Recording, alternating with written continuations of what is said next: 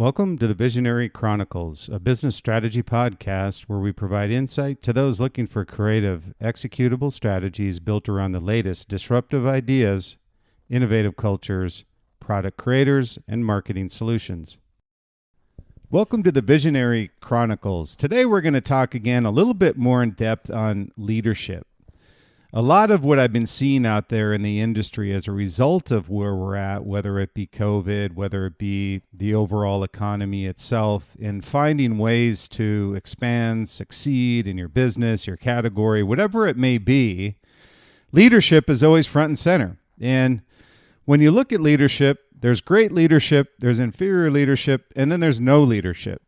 So what I want to talk about today is, how to identify these traits and how do you succeed as a leader? A lot of this is introspective, things that you need to identify internally because externally everybody sees it. You just refuse to face the reality.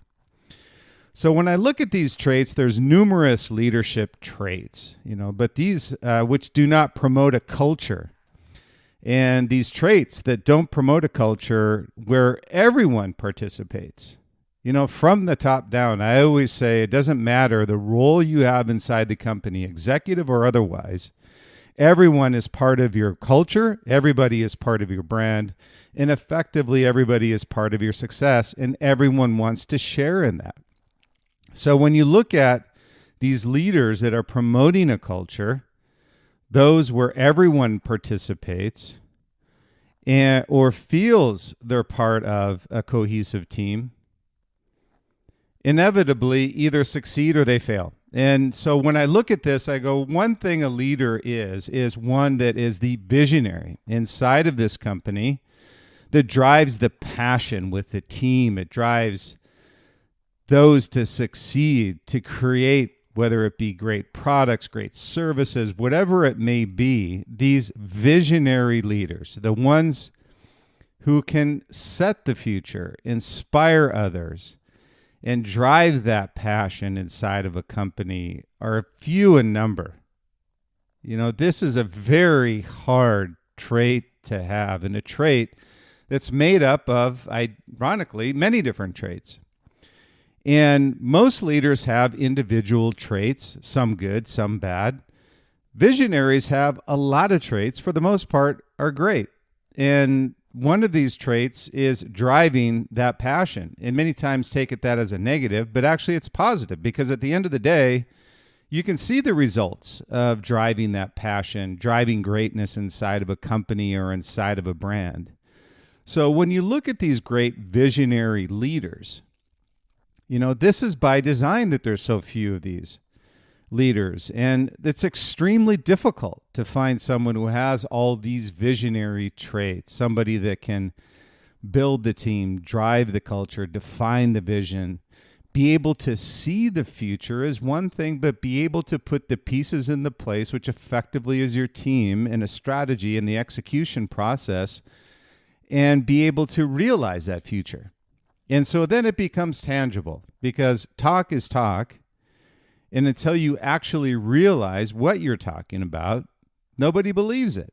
And as soon as that happens and you've actually realized what effectively was the future, people jump on board. And that's what drives passion inside of a company. And when you have these visionary leaders that make bold assessments, many times they're not risk takers. By design, they want to make sure that they can realize that future, so they have stretch goals, but they understand they can't do it by themselves.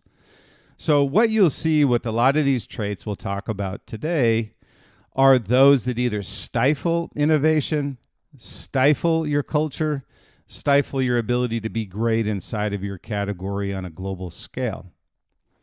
So when you're looking at both brands who have succeeded and those that have either struggled or failed, you'll find that leadership is usually front and center as to whether they succeed or whether they fail. Like it or not, they drive the vision of the company, and by design, what they drive effectively is what's put into the bloodlines of the company, and it flows through everybody. So when you look at these dynamic leaders, or those that do not have this visionary trait, it's a struggle. And that's why these companies many times fail. And when you look at visionaries, they are risk takers, but they also at the same time understand risk. So when we look about and we talk about these leaders and qualities and traits of leaders, what I've found in working with brands and consulting with brands with Liquid Mind, these are both global brands and startup brands. We work with both. And so what you'll find is there is this individual trait, or I guess this thing that leaders in most companies that we work with or I have worked with are uncomfortable with, and it's risk. And by design, you cannot succeed in innovating or driving your company or culture to the next level unless you embrace it. So what you'll find with many leaders and the traits that you'll see and we'll talk about is a lot of them will embrace risk, but they will just talk about risk and embracing it. But then in the reality of when you look at their teams and talk to their teams, which we've done in many instances, you'll find that the reality is that they're not committed to it. And what happens when you have a disconnect between the visionary and or the leadership in this instance and the reality, guess what? It creates frustration. And the frustration bleeds through and infects a company throughout all areas and all functional areas because it all kind of bleeds down into the organization. And as a result, it creates ineffectiveness, which is a result of frustration. So what we're going to talk about is these leadership traits in these big, small companies, global brands, whoever we work with or talk with. I kind of wanted to give you a perspective and not just talk about the trait, tell you what it is, but also kind of have some solutions around working with these leaders. And even if you're a manager, a executive level, the visionary leader, or you think you're a visionary leader, hopefully we can talk about some of those traits today and get an idea of who you are, number one. Number two, have the reality check to understand that you may have a good and or bad trait and how to strengthen that weakness or how to utilize that strength to drive your company to the next level. So what I wanted to focus on today were what are the four most common traits that I see or Liquid Mind as a brand strategy firm has seen with these companies that we work with and the leaders that we work with at these different companies. Now you'll see both visionary traits. You'll see traits where they're cautious. They don't want to take risks, whatever it may be. But hopefully coming out of this, you'll be able to identify maybe some of these traits and ones that are working for your organization, working for your team, and have actually realized a benefit out in the marketplace as a result. So we'll talk about four of these. There's many of them, but I want to identify four of them. The first one that we find out there with leadership is overconfidence. And this is where leaders overpromise and develop unrealistic expectations, much to the detriment of the brand, I should say. And when you're looking at this, I know that more often than not, leaders that are overconfident traditionally don't look at the long term. What they do is they look at the short term. They see who's out in the marketplace. They do what they feel is a SWOT or a competitive analysis and also addressable market analysis, but they don't address the reality of the competitive set in particular. And also the commercialization requirements for, let's say, in this case, a new category. Let's say that they've identified they're a great footwear company, but they would like to move into apparel. Well, we're a great footwear company.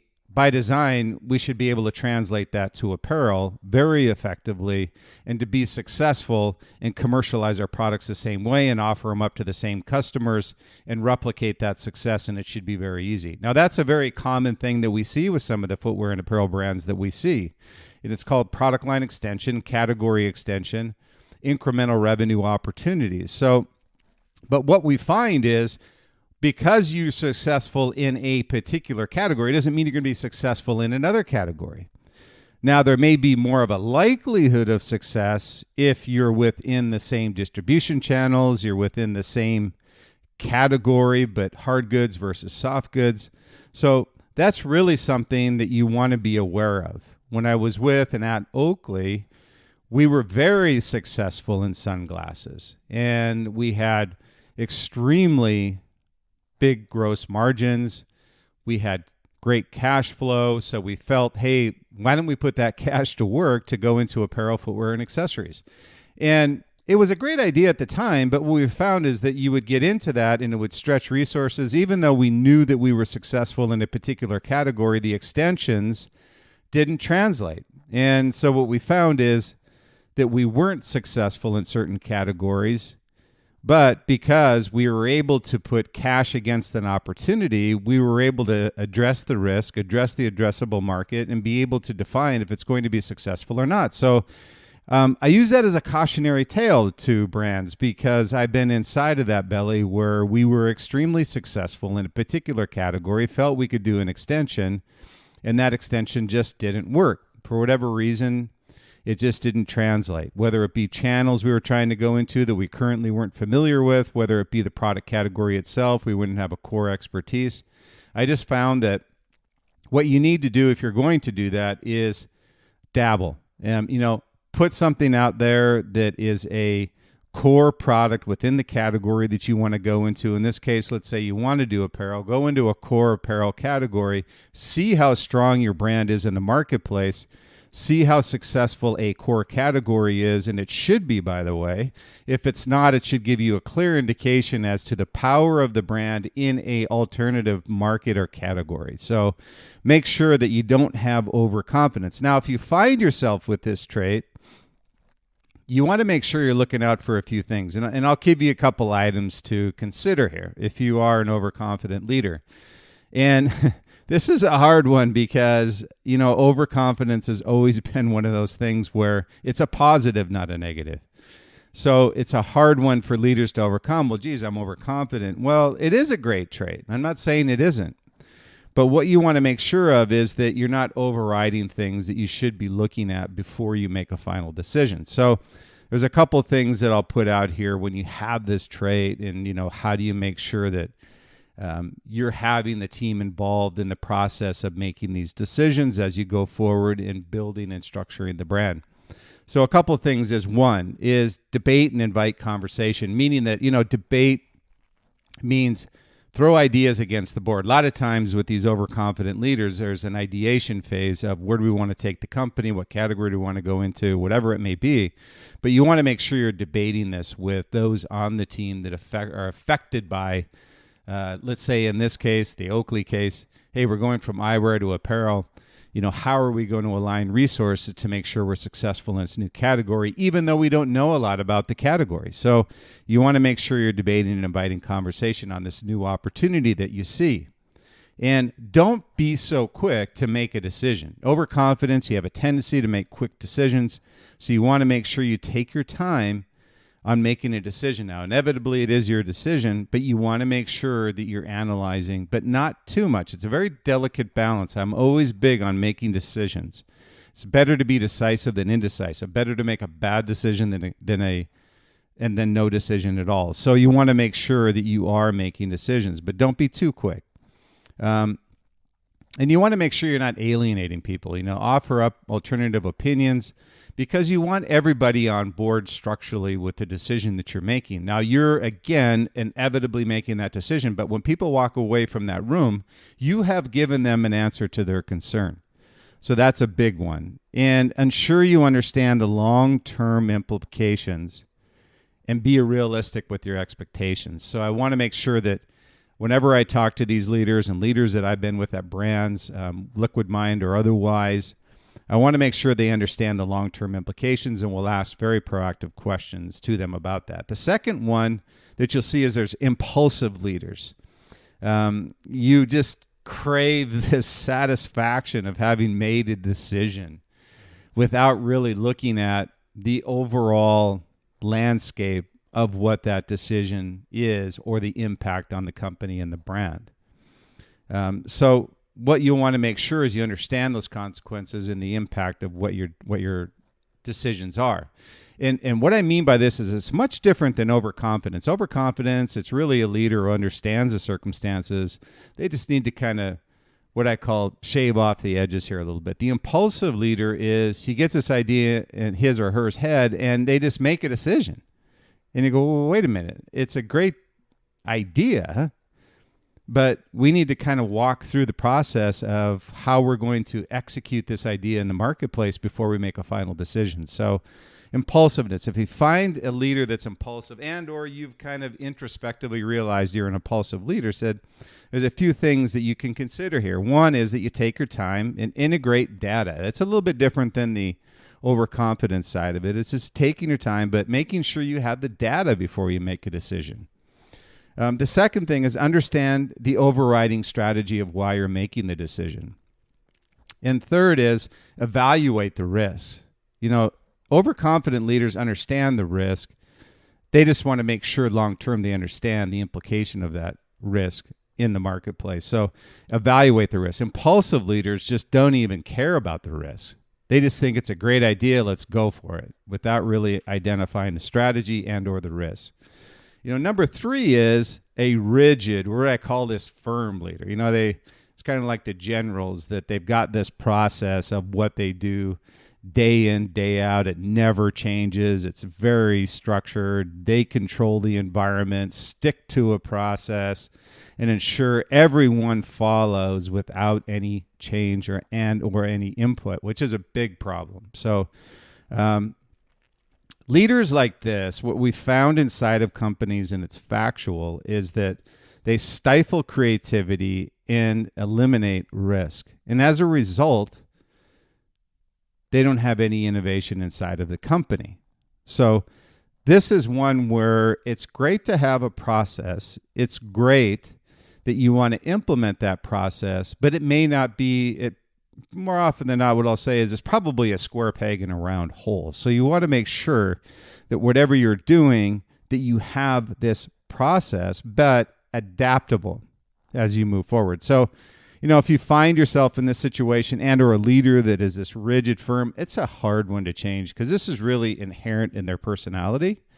So whatever it may be, you want to just have these things that are being addressed by the leader. Maybe you put a notepad on their desk and just say, hey, listen, you need to be open about decisions. A lot of times these structured and rigid firm leaders will make all these decisions internally, map it out in their head, put it up on the whiteboard, everybody follows, get in line. So you want to make sure you're open about decisions so there can be some discussion around those decisions. The second thing is take some risks. You can't have innovation. It's impossible to have innovation and creativity inside of a brand unless you take risks. So this is traditionally what you'll see from a rigid and firm leader is they refuse to take risks and or virtually eliminate anything that would involve a risk. So, and the third is you need to build a trusted team, someone that you can talk with, somebody that can talk things out. Maybe it's 1 or 2 people, but what it allows you to do then is build trust with somebody internally that you can then trust to execute the plan or the strategy, and or someone that could come back to you and talk about changes that need to be made inside of the company. And the fourth is, which is interesting with these rigid and firm leaders, is they're just not curious. They're not creative. They're not curious. They're not risk takers.